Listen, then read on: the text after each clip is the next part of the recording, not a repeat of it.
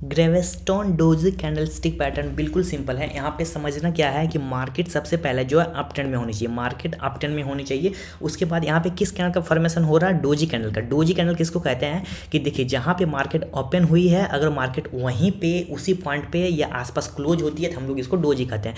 Doji हम लोग इसको भी कह सकते हैं, डोजी हम लोग इसको भी कह सकते हैं, डोजी हम लोग इसको भी कह सकते हैं, ठीक है। तो जिस पॉइंट पे मार्केट कहीं पे अगर क्लोज हो रही है, जहाँ पे ओपन हुई है, तो उसको हम लोग डोजी कैंडल कहेंगे, ठीक है। तो ग्रेविस्टोन डोजी किसको कहेंगे, देखिए इसमें क्या होता है कि बॉडी जो रहती है इस कैंडल का, ये बॉटम साइड पे रहती है, बॉडी जो रहती है नीचे के साइड पे रहती है, और बॉडी का जो हाइट रहता है वो बहुत छोटा रहता है, बॉडी का जो हाइट रहता है बहुत स्मॉल रहता है, और जो विक इसकी रहती है, विक जो है अपर साइड में रहती है। ये जो विक रहती है इसकी विक अपर साइड में रहती है, और ये लॉन्गर विक रहती है, ठीक है। ग्रेविस्टोन डोजी कैंडलस्टिक पैटर्न में जो इसका बॉडी होता है, बॉडी बिल्कुल नीचे की साइड होती है, और इसका जो विक होता है कैंडल का, ये ऊपर की साइड होती है, और विक बहुत बड़ी होती है।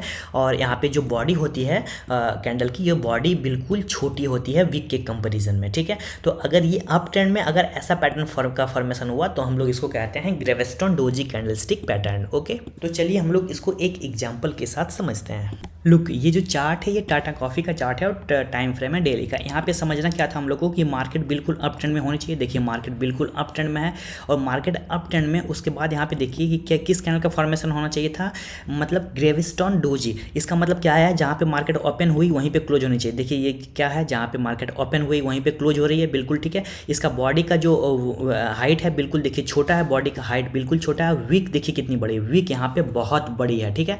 तो अप साइड में ये कैंडल का फॉर्मेशन हो रहा है, वीक बहुत बड़ी है, बॉडी बहुत छोटी है। तो इसमें हम लोग को क्या करना रहता है, जो इसका लो है, जो ग्रेविस्टोन डोजी कैंडलस्टिक पैटर्न का यहाँ पे जो लो है, ये लो जैसे ही यहाँ पे ब्रेक होता है, यहाँ पे हम लोग करते हैं सेल, और सेल करने के बाद आप देख सकते हैं कि नीचे का मोमेंटम।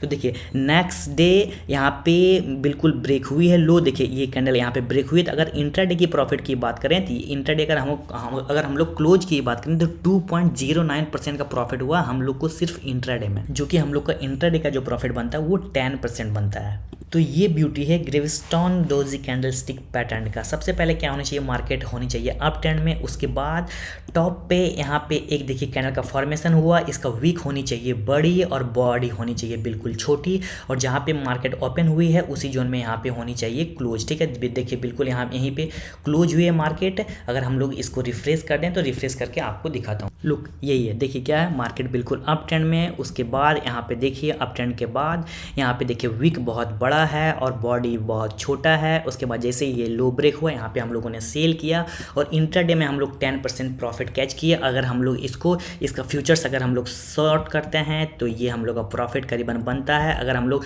5 to 1 वीक का ही अगर हम लोग को टाइम फ्रेम रहे तो ये 7 to 8% का हम लोग को सिर्फ यहाँ पे प्रॉफिट बन रहा है टाटा कॉफ़ी में, ओके।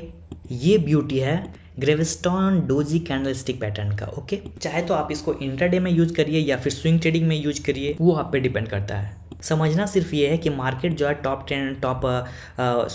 ट्रेंड में होने के बाद यहाँ पे एक बड़ा विक बननी चाहिए कैंडल की, और बॉडी बहुत छोटी होनी चाहिए। जैसे ये इसका लो ब्रेक होता है इस कैंडल का ग्रेविस्टोन डोजी का, तो हम लोग यहाँ पे सेल करते हैं और नीचे का मोमेंटम हम लोग कैच करेंगे, okay. So thank you for watching, bye bye for now.